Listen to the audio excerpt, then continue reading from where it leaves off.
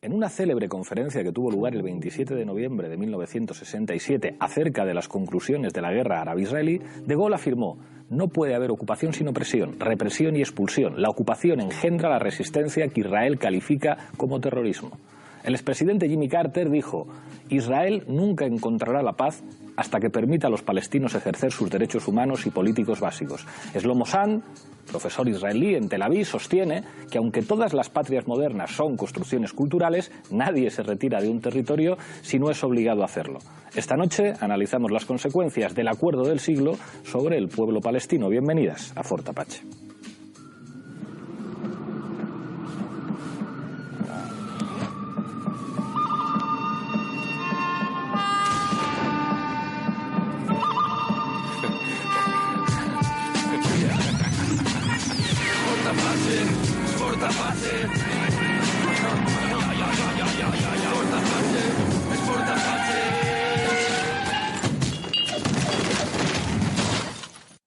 Esta noche en Fort Apache hablamos del acuerdo del siglo, la propuesta de Donald Trump a los israelíes y de alguna forma a los palestinos. Para ello contamos con 6 invitados. A mi izquierda, Carlos Prieto del Campo. Muchas gracias por estar aquí. Un placer. David Perejil, bienvenido. Muchas gracias. Ana Sánchez, muchísimas gracias por estar aquí. Gracias. Nos acompaña también Teresa Aranguren. Bienvenida Encantada una de vez estar más aquí al programa. Héctor Graz, muchísimas gracias por volver. Gracias por la invitación. Y cierra la mesa Liliana Córdoba, bienvenida una vez más. Gracias. Enseguida empezamos a debatir, pero antes, como siempre, en el punto de mira. El pasado 7 de mayo, la agencia palestina MAN publicaba la filtración más detallada hasta la fecha del denominado Acuerdo del Siglo que prepara la administración Trump para resolver el conflicto entre Israel y Palestina. Las líneas generales del acuerdo se refieren a una nueva Palestina limitada a Cisjordania y Gaza, sin ejército y subordinada a Israel. El plan de Trump para Palestina estaría financiado por Estados Unidos, la Unión Europea y países del Golfo Pérsico y entraría en vigencia en junio. El gobierno de Palestina ha asegurado que el acuerdo del siglo es un pretexto para apoyar la continuación de la expansión de Israel, que en 71 años no ha cesado la colonización de territorios palestinos, así como el asesinato y encarcelación de sus habitantes. Esta noche, en Fort Apache, analizamos las implicaciones que tendría el acuerdo del siglo para Palestina.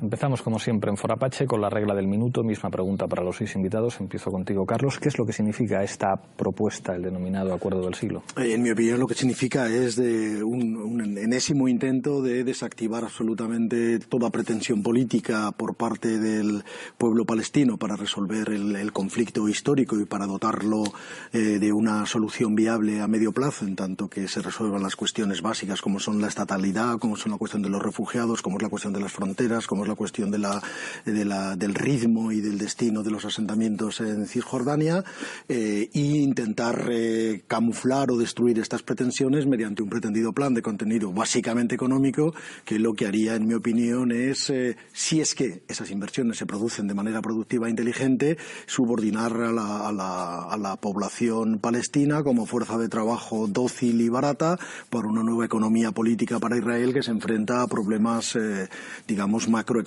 y económico-financieros importantes, pero no hay ningún proyecto de resolución del conflicto en términos políticos y en términos estructurales. David. Yo creo que 3 cosas, ¿no? La primera, Israel ya ha constitucionalizado el apartheid, Trump quiere convertirlo en ley internacional.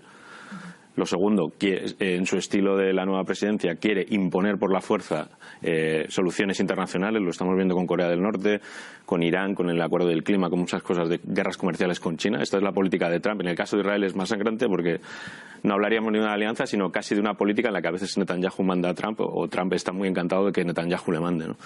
Y en tercer lugar se cita a la Unión Europea y lo más importante es qué va a hacer Europa, que ha apostado tradicionalmente por la solución de los 2 estados, que está languideciente y que nunca ha sido capaz de enfrentarse o de tener una postura autónoma e independiente de Estados Unidos, y que ahora están todas las piezas dadas. Acabamos de tener elecciones al Parlamento Europeo, se van a renovar 5 o 6 gobiernos, los principales puestos de las 5 presidencias. Entonces es el momento en que Europa tiene que decidir si está con el derecho internacional y con los derechos humanos o si se deja llevar por Trump y por la locura que está llevando.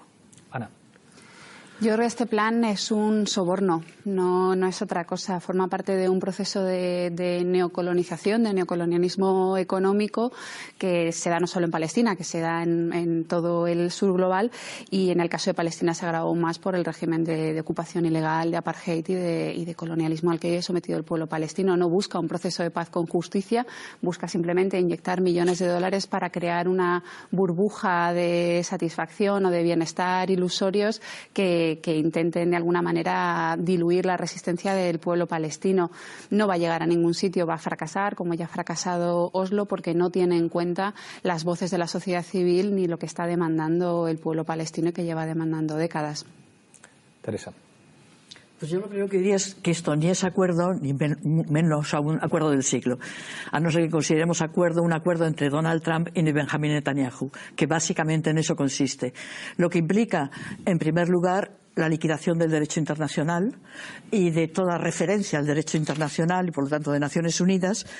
Pretende, creo, la liquidación de la causa de los derechos del pueblo palestino a cambio de una asignación económica, y creo que está destinado a no seguir adelante. Primero, desde la autoridad palestina ya se ha negado cualquier posibilidad de aceptar este acuerdo. Desde la población palestina, por supuesto. Y queda la pregunta que ha planteado David: ¿qué va a hacer Europa? Porque esto no solo atenta al derecho internacional, atenta también a los compromisos europeos. Europa tenía unos compromisos y tiene unos compromisos establecidos. Héctor.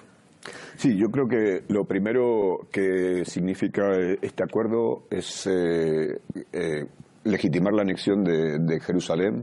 En el acuerdo lo que se plantea es que Jerusalén no se vuelve a dividir, estaría unificado, pero en realidad estaría, aunque fuera cocapital para el Estado ese nuevo de Palestina que se plantea, estaría bajo el control israelí. De hecho, se prevé que los palestinos tuvieran que pagarle al Ayuntamiento de Jerusalén israelí.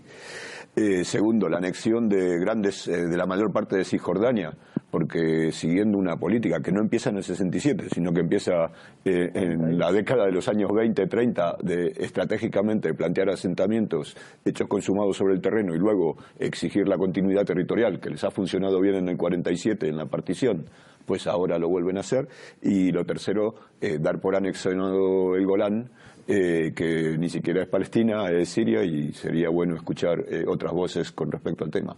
Quiero terminar solo un segundo. Estas alusiones, bueno, evidentemente la movida de Trump significa el fin de esto que llamamos el derecho internacional, que en realidad es históricamente un periodo bastante corto en la historia de las relaciones internacionales, que surge a partir de la Primera y la Segunda Guerra Mundial, y esto le da digamos el epitafio, ¿no? Volvemos al unilateralismo de una gran potencia en decadencia que lo que intenta es reestructurar la relación de fuerzas en el Medio Oriente a su favor de forma estable. Liliana. Sí, yo lo llamaría más bien el acuerdo sobre el gran despojo del siglo. En la tradición de 1948, de 1967, del proyecto sionista, pero esta vez va a ser con papeles y dólares, sin bombas, pero con genocidio lento. Este acuerdo del gran despojo tiene dos razones de tablero geopolítico. Uno es frente al eje de la resistencia, que está encabezado por Irán, por Venezuela y de alguna manera China, donde los palestinos y los israelíes son meros peones. Y está el otro eje, el tablero geopolítico, que es la internacional neofascista con Trump, Bolsonaro, Bolton, Salvini, donde Israel es un caballo, no es un peón.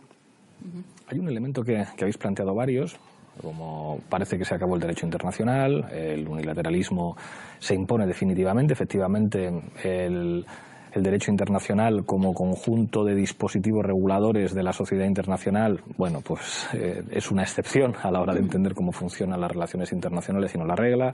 David hablaba de constitucionalización del apartheid y de una voluntad inequívoca, sin matices, sin ropajes diplomáticos de la administración Trump, de ir imponiendo sus soluciones en diferentes áreas del planeta, pero varios os preguntabais ¿qué va a hacer Europa?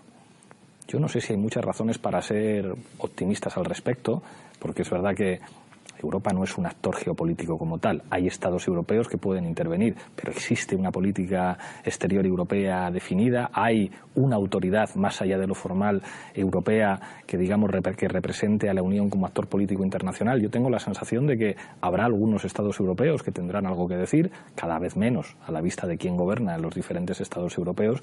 Yo creo que o en España hay un cambio de gobierno en la dirección que nosotros estamos señalando, o España va a mirar desde lejos y no se va a meter en estas cuestiones. ¿Qué esperáis de los Estados europeos? Yo, francamente, no espero absolutamente nada, porque la dejación de sus responsabilidades históricas respecto al conflicto palestino-israelí han sido vergonzosas y absolutamente impresentables desde el punto de vista político desde hace décadas. Los acuerdos de Oslo se apoyaron desde Europa, entre comillas, y no se defendieron ni en su contenido y en su coherencia ni en su implementación. La solución de los dos estados que apoyó Europa se intentó presentar como una gran opción diplomática, pero no se hizo ningún esfuerzo diplomático ni político serio para que eso fuera adelante. Europa opera como si Israel fuera el aliado europeo en Oriente Próximo y los palestinos fueran un nocivo conflicto que no aporta nada ni a Europa como polity ni a la diplomacia europea como cuestión de gestión inmediata. El último ejemplo lamentable es que el Festival de Eurovisión se ha realizado en territorio israelí desconociendo la situación de apartheid y la situación de extrema violencia que sufre el pueblo palestino. Europa como actor geopolítico es una nulidad y eso depende obviamente del pésimo equilibrio de fuerzas políticas que hay en cada uno de los estados europeos y en el conjunto de la Unión. Liliana.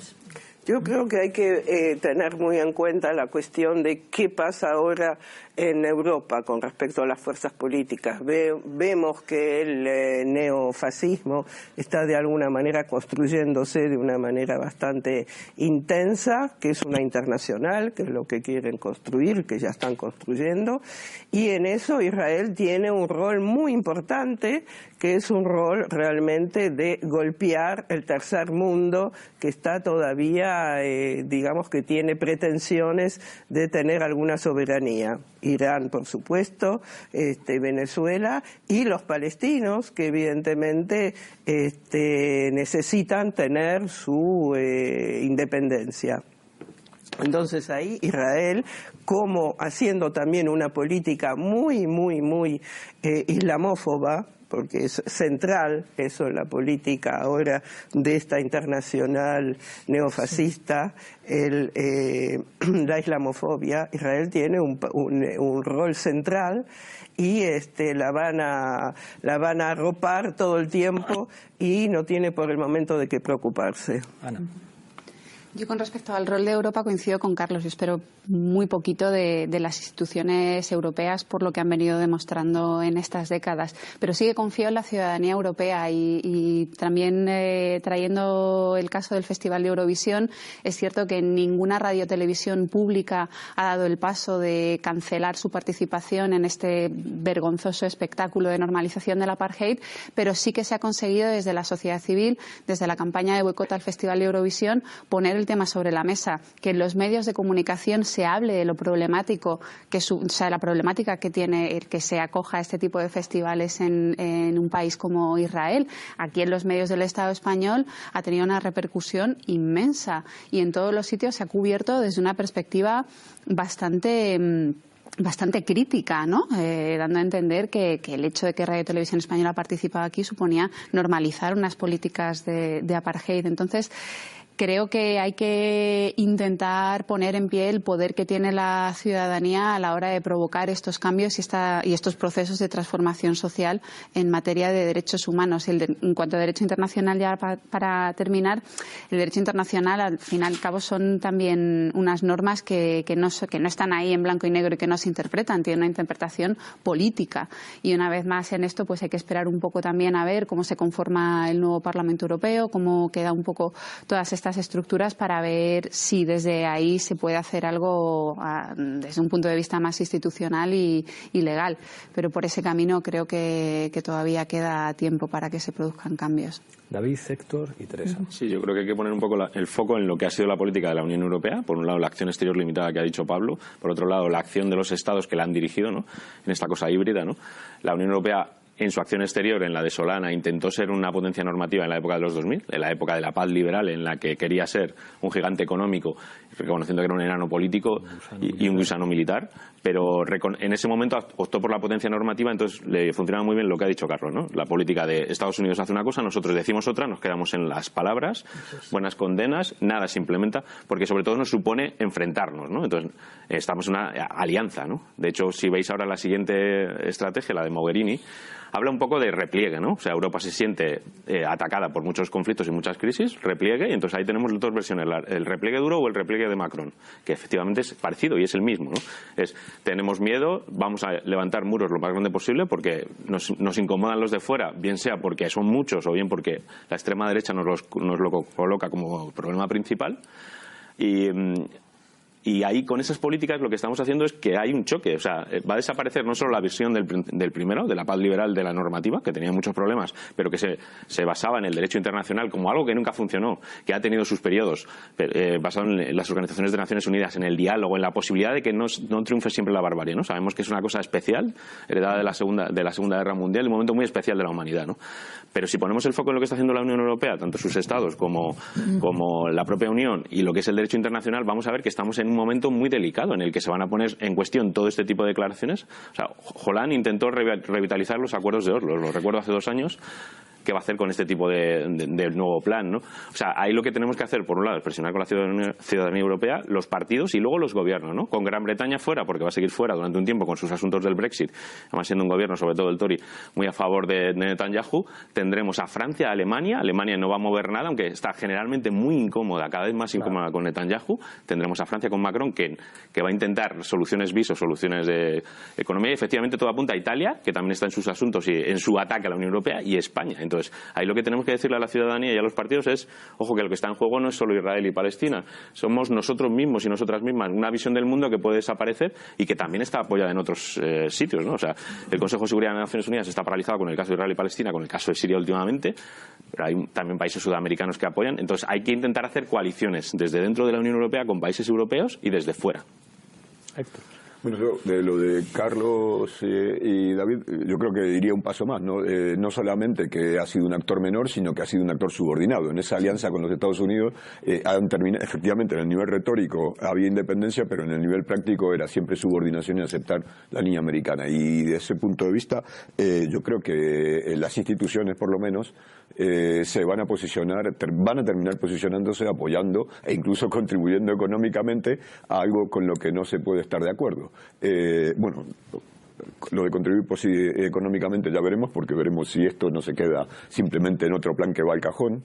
Va al cajón no por las instituciones o no por los gobiernos, los estados, sino por los movimientos ciudadanos que no aceptan eso, ¿no?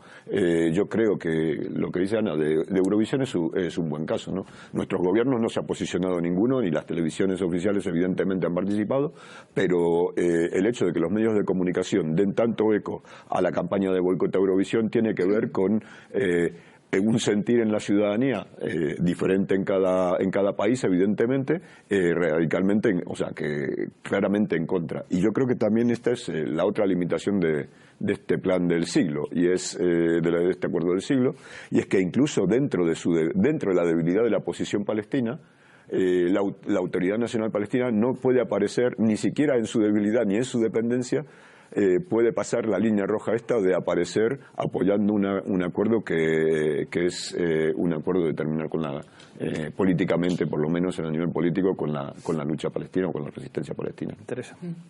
Sí, volviendo al tema del derecho internacional, tanto el derecho internacional como la Unión Europea surgen como intentos, con todas sus limitaciones, después de la Segunda Guerra Mundial, para introducir mecanismos que no sean el horror de la guerra para solucionar los conflictos. Entonces tienen las limitaciones que todos sabemos, pero al mismo tiempo su desaparición supone la vía libre a lo que es el ejercicio de la política como ley del más fuerte, que es lo que es el mensaje que lanza Donald Trump constantemente.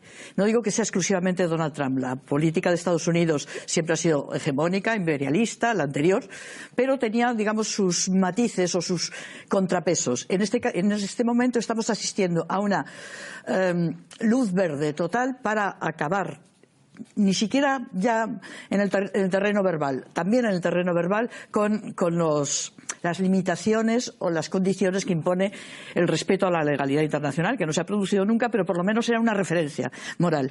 ¿Esto qué supone? Pues que entramos, yo soy pesimista, creo que entramos en un periodo muy sombrío y que se traduce en un reforzamiento de lo que, en mi opinión, es la clave de el despojo continuo que padece la población palestina, que es la impunidad israelí. Entonces, la clave para buscar una solución no violenta, no de más sangre en la cuestión palestina-israelí, no está allí, no está en lo que hagan los palestinos, ni siquiera en lo que hagan los israelíes, el gobierno israelí. Está aquí, en nuestro lado, en la capacidad que tenga, llamémosle Unión Europea, comunidad internacional, que ya sé que no tiene casi ninguna, pero en la capacidad que tenga de imponer soluciones que supongan el respeto a la legalidad internacional. Mientras no se presione a Israel, no hay solución. Mientras no se presione a Israel. Os sigo preguntando, o sea, visto que en el caso de Europa hay poco que esperar, había una carta con mucha tristeza de exministros de exteriores europeos a Mogherini, qué pena, qué desgracia, pero es muy difícil pensar que eso se vaya a traducir en nada. Os pregunto por dos actores políticos concretos que de momento se han posicionado en contra del acuerdo, que son China y Rusia. ¿China y Rusia pueden hacer algo o no? No sé.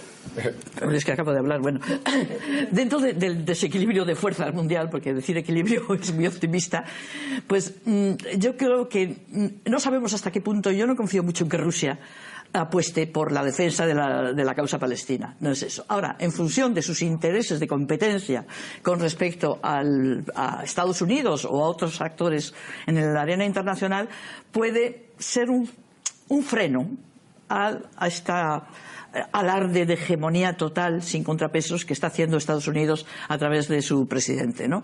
Entonces, pero no, yo no confío mucho más en eso. Y China, yo creo que la tradición de China no es precisamente de entrar a fondo en los problemas europeos. China se mantiene ahí como un factor que no está alineado claramente y que al que no controla Washington de momento. Pero más allá de eso no veo que vaya a traicionar su línea general, que es muy hacia el interior. Crecer económicamente sí, y no. Sí. Bueno, está sustituyendo a la Unión Europea como mercado para los israelíes. O sea, una de las líneas estratégicas en las que Israel intenta contrarrestar los efectos del boicot, de la campaña de boicot económico en Occidente, es establecer, reforzar los lazos y el comercio con China. Y los chinos están dispuestos a cualquier cosa. Pero China es un actor demasiado poderoso regionalmente y demasiado alejado geográficamente como para tomarse ese conflicto en serio. No tiene, o sea, el problema palestino no tiene la importancia que puede tener el eje sirio-iraquí en términos geoestratégicos. No tiene la importancia económica que podría tener como un mercado potencial, etcétera, etcétera. Entonces es muy difícil que ellos vayan a hacer un casus belli diplomático sobre la cuestión palestina.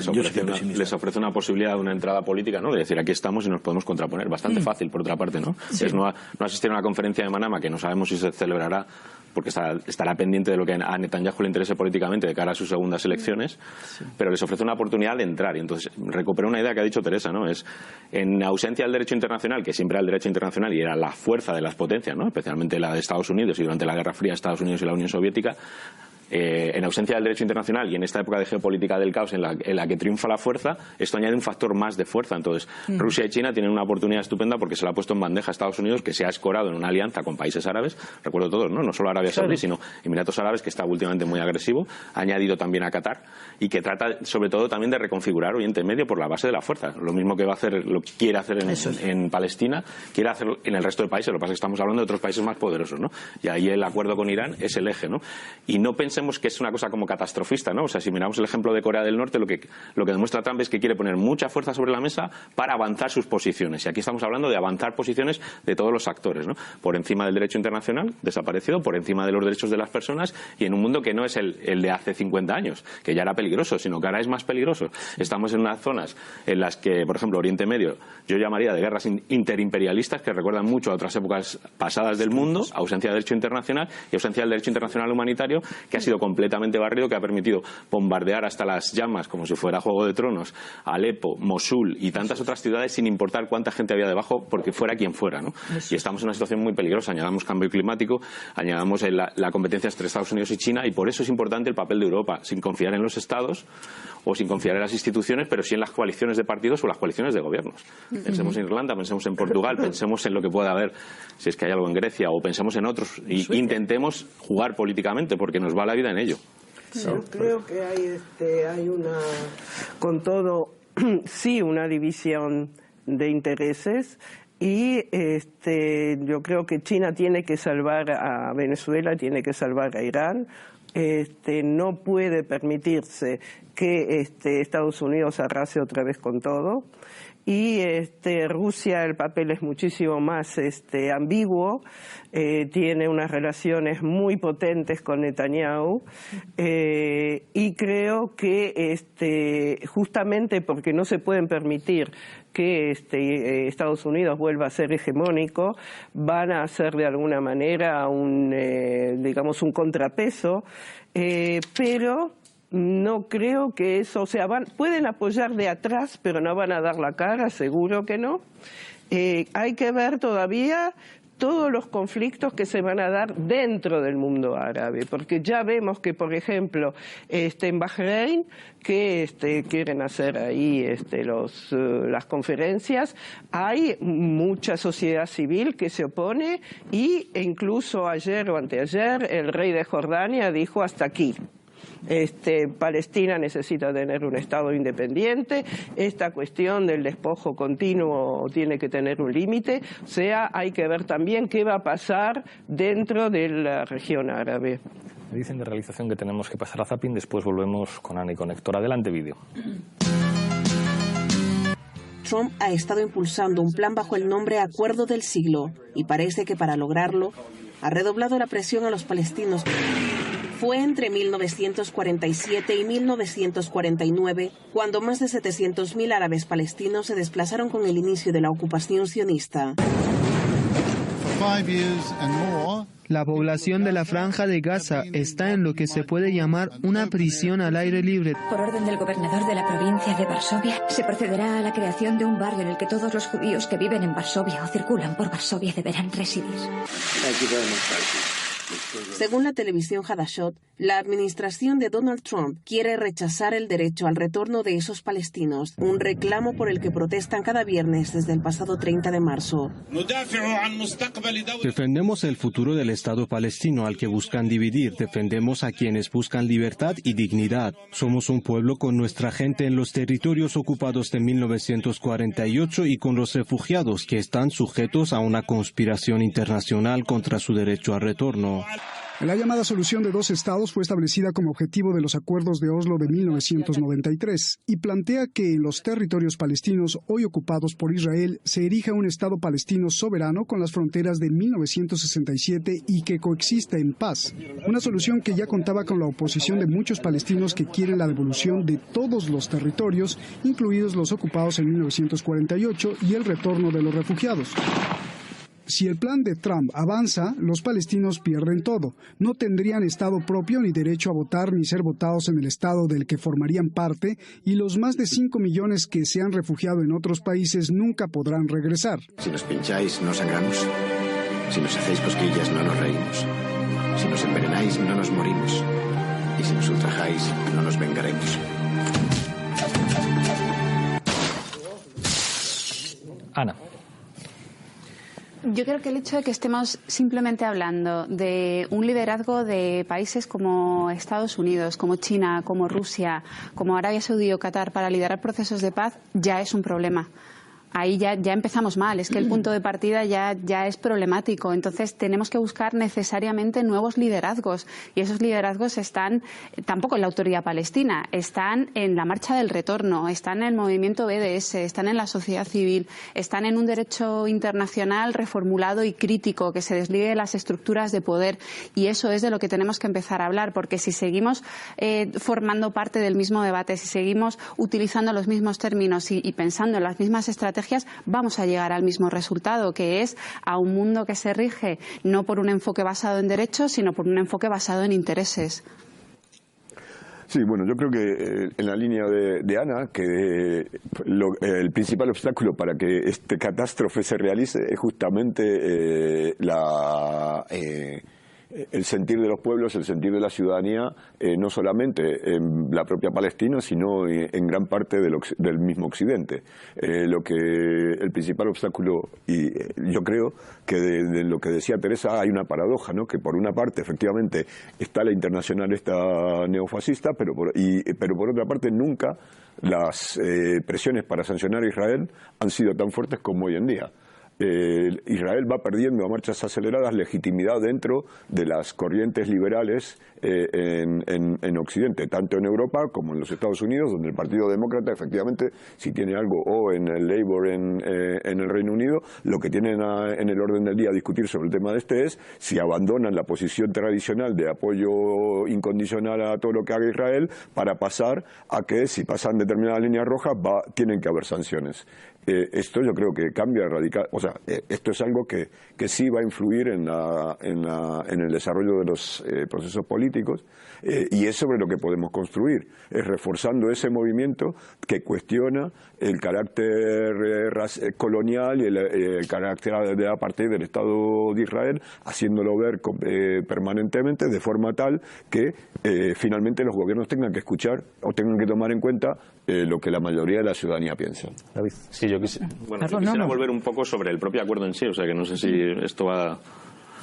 Porque creo que el propio acuerdo en sí, analizándolo, o sea, creo que da bastantes pistas de todo esto que estamos diciendo, ¿no? Y creo que le da la palabra a la población palestina, que es lo primero y lo más importante, ¿no? En línea lo que decía Ana. Primero, no es un acuerdo, lo ha dicho Liliana. ¿Cómo va a ser un acuerdo si lo organizan Trump y Netanyahu y ni siquiera les han pasado un borrador a los propios palestinos, a nadie, a la autoridad palestina, tampoco al Ministerio de Asuntos Exteriores de cualquier país? No les han pasado ningún borrador. Saben que les llegará un borrador de 40 o 50 páginas, saben filtraciones del Haaretz, saben filtraciones del Memo. Eso no es un acuerdo, ¿no? Eso se llama imposición, ¿no? Esto también forma parte de nuestro tiempo, ¿no? Si en este tiempo de geopolítica del caos triunfa la fuerza y triunfan las coaliciones de estados poderosos, pues esto se llama imposición, ¿no? Luego, no es un plan. Esto es un intercambio que intenta cambiar las reglas del juego, ¿no? Dice, paz por territorios ya no nos convence, no hablemos de dos estados. Paz por prosperidad, o sea, trata de comprar con supuestos intereses económicos, ¿no? Ya lo ha dicho Carlos, ¿qué supondría eso? También sabemos lo que supusieron los acuerdos de Oslo, las zonas de libre comercio, para la población palestina, que se ha convertido en una población subordinada, que antes trabajaba incluso en Israel, que había una complementariedad enorme en los trabajos y que ahora ha sido sustituida por otra mano de obra barata, de países del este, de países del sudeste asiático, por ejemplo. O sea, luego, no es un acuerdo, solo beneficiaría económicamente, pero en principio parece que no. Y sobre todo es que intenta imponer por la fuerza el apartheid. Israel lo constitucionalizó, la ley del Estado-Nación judío. Es una cosa gravísima. Los estados europeos o España o la propia ciudadanía se tendrían que haber opuesto, ¿no? Porque hemos dado muchos pasos atrás desde lo de Sudáfrica. O sea, está constitucionalizado. Y este acuerdo lo que trata es de convertirlo en ley internacional, porque no es un Estado, ¿no? O sea, se habla de Nueva Palestina, pero eso no es un Estado, no tienes fronteras. Israel no va a definir sus fronteras. Los ciudadanos no van a poder votar. La autoridad palestina, o lo que quiera, o como se llame, va a tener que pagar la educación en Jerusalén y se van a convertir oficialmente en no ciudadanos, ¿no? En parias, ¿no? Pues también se debería evitar. Y salen rumores de que, y ha salido también en el vídeo, sobre la UNRWA, ¿no? El papel de la UNRWA. O sea, quiero decir, que cuando miramos a este tipo de acuerdo o de plan, llamémoslo como queramos, o sea, no lo llamemos en su neolengua el acuerdo del siglo, porque de acuerdo y de siglo no tiene nada, lo que trata es de imponer por la fuerza, primero, anexionarse Jerusalén, anexionarse los bloques de asentamientos y atacar a la UNRWA todo lo que pueda, ¿no? Porque es un factor de empoderamiento, aparte de derecho internacional, ¿no? Tanto Greenblatt como Kushner, como Trump, como Netanyahu han puesto a la UNRWA en su punto de mira, quisieran acabar con ellos. De hecho, hablan de que los campos de refugiados se convirtieran, ¿no? En estas filtraciones en ciudades, que la UNRWA dejara de prestar servicios. Bueno, la UNRWA, es la cuestión de los refugiados la que tiene que desaparecer. La UNRWA de hecho, por decreto, digamos, ya han decidido que los refugiados no existen. O sea, no son. Ya han decidido que el estatus de refugiado para los palestinos no es nada más que para aquellos que fueron expulsados en el 47-48. Es decir, que o se han muerto o están a punto de morirse. Ha eliminado Estados Unidos, y por eso eliminó sus fondos, para la UNRWA, la Agencia de Naciones Unidas para los Refugiados, pretende, no es que no lo ha conseguido, pero pretende que desaparezca el estatus de refugiados para los refugiados palestinos.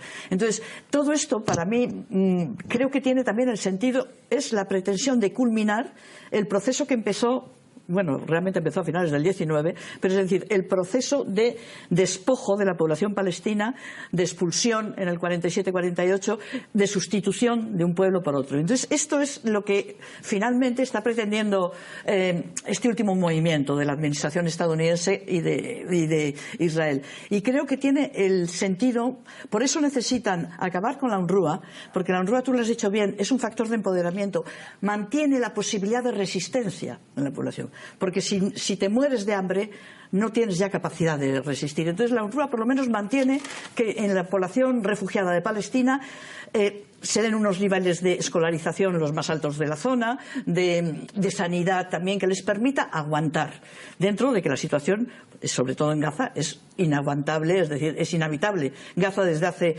Naciones Unidas dijo que para el año 2020 ya es inhabitable. Pero si se mantiene, sigue siendo habitable, es por el esfuerzo de sus gentes, el esfuerzo de la población de Gaza. Y luego, con respecto a la cuestión de la ciudadanía, yo me gustaría coincidir con vosotros, pero no tengo esa esperanza tan clara con respecto a la ciudadanía europea. Y sencillamente miro las votaciones, miro lo que se ha votado en Italia, el auge del señor Salvini y lo que significa, Centro Europa, Europa del Este ya no digamos. Entonces, no tengo yo muchos argumentos para pensar que lo que no han hecho los gobiernos lo va a hacer la ciudadanía, porque finalmente no son mundos distintos, no estamos hablando de planetas distintos, todo está interrelacionado. Entonces, yo creo que hay que movilizar a la ciudadanía, pero básicamente hay también que encontrar métodos para lanzar el mensaje con respecto, desde la posición europea, ya no es defender el derecho internacional, solo tener una posición moral con respecto a los derechos palestinos, es una cuestión de supervivencia europea. Es que también la Unión Europea, el sentido que ha tenido la Unión, está en peligro si esto sigue adelante. Si sigue adelante esta dinámica de eliminar todo contrapeso, y aquí el ordeno y mando. Yo lo definí como el puto amo en un artículo recientemente. El puto amo en este momento es Donald Trump, y lo que diga el puto amo tenemos que decir que sí. Si eso sigue adelante, si no se le pone freno, pues creo que vamos... Y solo una cosa más. Lo que ocurre en el Oriente Próximo es próximo a nosotros, no a América, sepamos. Y las catástrofes, por definición, suelen ser expansivas. Si permitimos la catástrofe allí, algo nos llega. Carlos. Sí, no, pero que esa catástrofe, estoy de acuerdo con lo que estáis diciendo, es realmente todo un concepto de cómo está evolucionando el modelo político de la modernidad europea. Eso es lo que está en tela de juicio. ¿Cuál es el futuro de la modernidad política europea en términos de qué ha sido el derecho y la regulación jurídica de los conflictos interna y externamente, y cuál ha sido la capacidad, digamos, de encontrar áreas de consenso para resolver los problemas? Eso es lo que está fuera de discusión por parte de estas nuevas potencias hegemónicas a la Trump, e incluso si me apuréis también desde el punto de vista chino o ruso en escala menor. En el fondo la geopolítica de Oriente Próximo, y Jared Kushner lo ha repetido, y Greenblatt también, en el fondo la patria de los palestinos es Jordania. Entonces esa operación de limpieza étnica que empezó en el 47-48, guerra de 1967, pues pretende, con este nuevo acuerdo o no acuerdo del siglo, pretende realmente limpiar definitivamente Cisjordania. Netanyahu lo ha dicho claramente en la campaña, y desplazar a través de esta ingeniería económica a la población palestina o bien hacia una situación de subordinación política absoluta dentro de Israel. Se puede ver cuál es el destino hoy del 20% de la población árabe, que es constitucionalmente ciudadana del Estado palestino, y el resto de la población de Israel, y el resto de la población que sea pulverizada por esta ingeniería económica hacia Líbano, hacia Siria o hacia Jordania. Y desde luego el Estado de Israel mucho tiene que cambiar para que digamos renuncie al control absoluto de Cisjordania y de todo el territorio entre el Mediterráneo y el Jordán, y mucho tienen que cambiar las cosas para que los asentamientos sea desmontado uno solo, si no hay realmente una revolución política, como estamos diciendo, en Europa, que pueda tener, en Europa, y si me apuráis a escala continental, que pueda tener impacto en la geopolítica de Oriente Próximo. Yo quisiera añadir también una capa, ¿no? Hablando, lo han citado Ana, ¿no? Del liderazgo o los liderazgos palestinos, ¿no? O sea, cómo afecta este nuevo plan, este nuevo movimiento a las estructuras muy precarias, a la situación muy grave que vive la población palestina, ya se ha citado en Gaza especialmente, ¿no? Pero en el resto, ¿no? O sea, este plan es un dardo también contra la autoridad palestina, contra Abbas, que tiene que decir que no, porque ¿qué va a decir, no? O sea, está deslegitimado, hace mucho tiempo que no tiene elecciones, no tiene un refuerzo, ¿no? O sea, el refuerzo que tiene es el histórico, ¿no? También es un poco una carga de profundidad a lo que pasa en Gaza, ¿no? O sea, no tenemos una información muy precisa. La gente que está en Gaza lo que cuenta es que las manifestaciones del derecho al retorno han cambiado la sociedad, ¿no? Que se han dibujado muy distintas a lo largo de las manifestaciones y que también hay un descontento al liderazgo de Hamas allí. O sea, que luego, claro, porque la población lo que quiere es ver resueltas sus necesidades más básicas, y en los últimos 25 años cada día es mucho peor que el anterior para la población palestina, porque pasan muchísimas cosas. Luego, este plan también, ojo, que es un dardo a todo este entramado y a qué pasa con otros grupos, con otras iniciativas de la sociedad civil, como el movimiento Boicot, Sanciones y Desinversiones, en el terreno, ¿no? ¿Cuál es su importancia de cara a la población, ¿no? Y qué es lo que siente realmente la población, a la que hace mucho tiempo no se le pregunta cuál es a la gente a la que siga o qué proyectos estaría dispuesto a seguir, ¿no? Y esto puede afectar en muchos grados, ¿no? O sea, siempre se habla como pensando en el pasado, pero pueden pasar muchas cosas. En general, creo que cualquiera de las que pase con este escenario va a ser malo para la población palestina. Hace falta que tengan un espacio político para que se expresen, para que vuelvan a expresarse, para que ganen legitimidad sus actores, y ese espacio está muy atacado no solo por la ocupación, que lo lleva haciendo y minando mucho tiempo, sino ahora este nuevo dardo internacional les señala a todos ellos. Quería preguntaros por un factor, digamos, de carácter interno en Israel, que es la convocatoria de elecciones. Sabíamos desde hace tiempo que Netanyahu tenía dificultades para construir una mayoría a partir del resultado de las elecciones de abril. ¿Qué escenarios se abren con las nuevas elecciones en Israel? Yo creo que ninguna diferencia. O sea, va a ser realmente, Netanyahu puede ser que su liderazgo de alguna manera termine, pero mismo si ese es el caso, que no creo, el liderazgo que puede surgir va a ser más de lo mismo.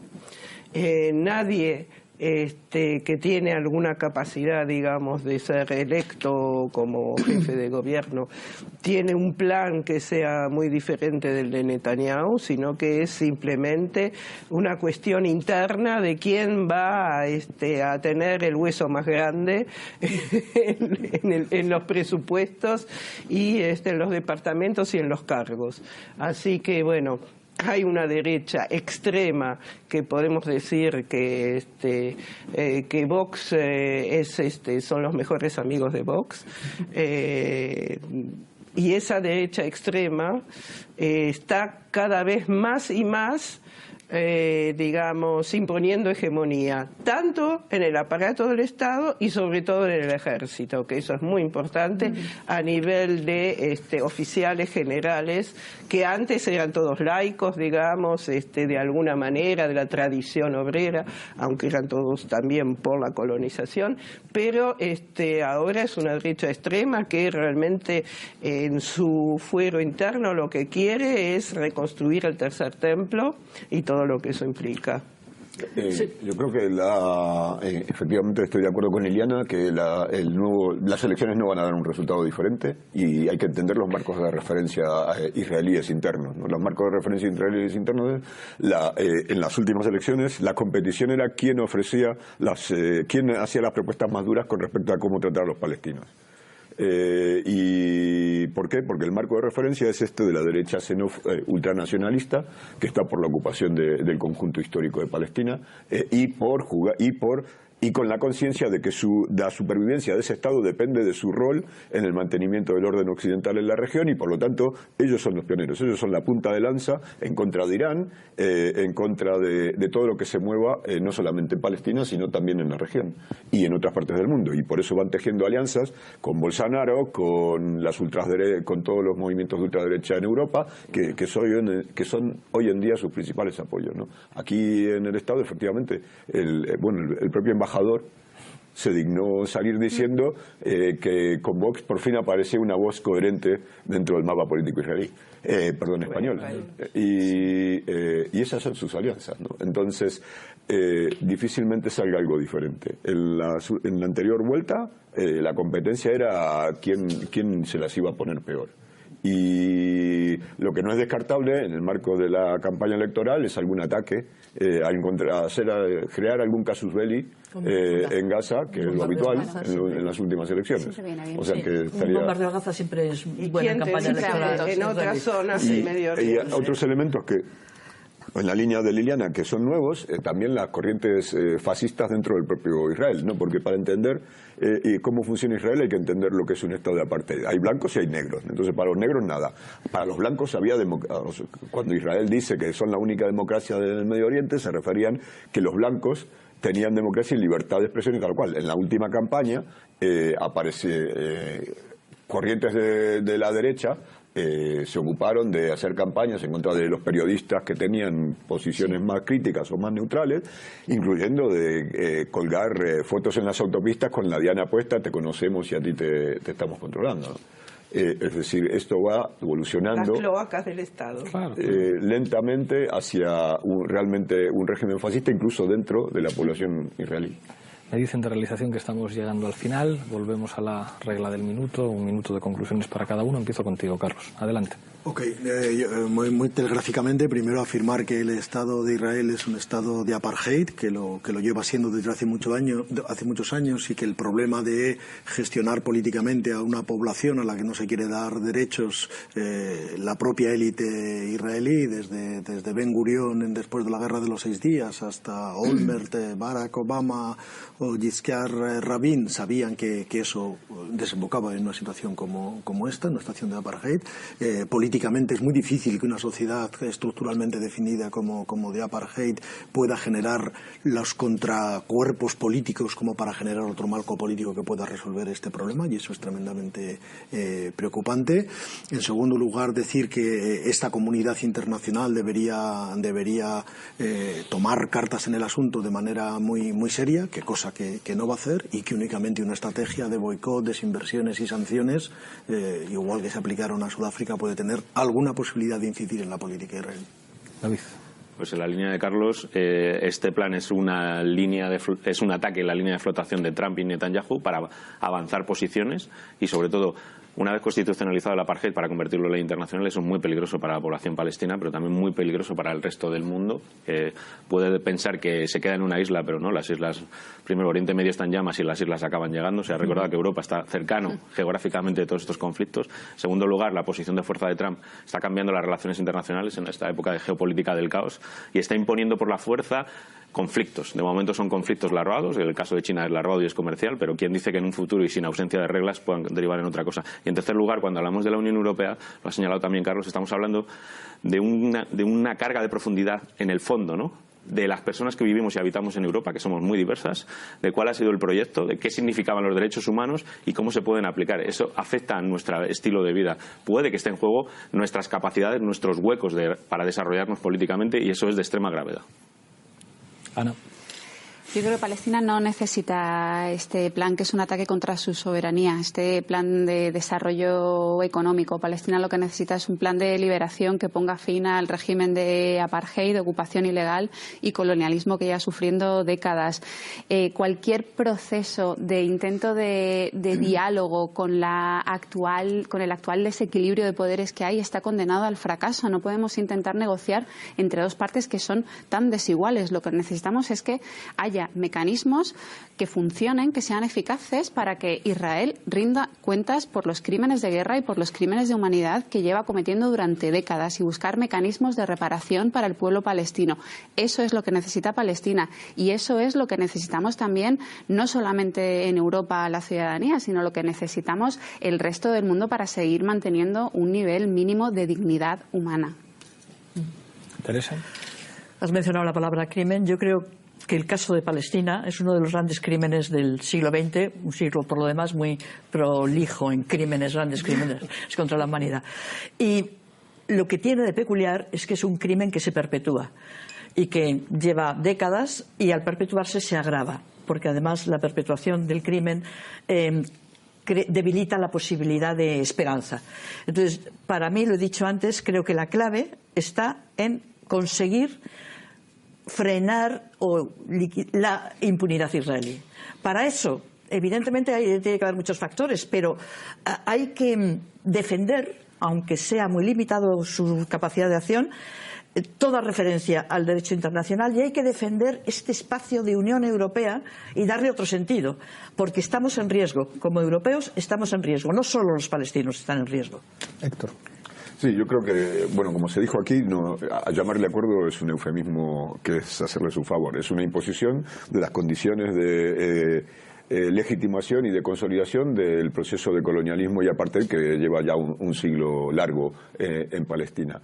Y en ese carácter, y a pesar de, y entonces esto es una pieza fundamental, una pieza pequeña en la reestructuración de toda la zona en favor de los americanos, que es el plan de Trump, y también tiene un problema que es el que sigue existiendo. Si estamos aquí reunidos hablando de eso, es porque a pesar de la diferencia de poder entre unos y otros, un lado y otro, ha habido a lo largo de todo este siglo una resistencia del otro lado, del pueblo palestino, y en este caso una resistencia que, como bien se ha dicho, en contra de lo que pensamos algunos, es también relevante fuera de la propia Palestina. Es decir, el proyecto islamófobo o el proyecto de Trump en el Medio Oriente es algo que también tiene incidencia en las relaciones sociales y en la organización de nuestras sociedades aquí en el Occidente, y por lo tanto hay fuerzas también aquí que se van a oponer que se oponen a una cosa como la otra, y sobre eso es lo único que podemos construir, ¿no? Liliana. Bueno, entonces tenemos que realmente, como se dijo, no es un acuerdo, sino que es realmente un plan del gran despojo tanto en tierras, que es lo más importante, pero también en todo lo que es derechos, los poquitísimos derechos que aún tienen los palestinos que viven en su tierra, eso va a estar borrado, así que creo que de todos modos, tanto en el mundo como en la región árabe habrá mucha resistencia, y sobre todo también en el pueblo palestino, mismo en sus dirigentes actuales, de los cuales muchos se han comprometido hasta las orejas con Israel. Habrá muchísima resistencia y creo que eso no va a avanzar mucho. Pero tenemos que ver la otra parte de la geopolítica, que es la cuestión de la internacional fascista, que nosotros aquí también la vamos a sufrir, y que Israel es un caballo esencial, y que todos los poderes hoy en día neofascistas adoran Israel y hacen con ellos los mejores negocios, y los tienen también ideológicamente como un ejemplo. Muchísimas gracias, Liliana. Muchísimas gracias a los 6. Aquí nos veremos la próxima semana en Fort Apache. Thank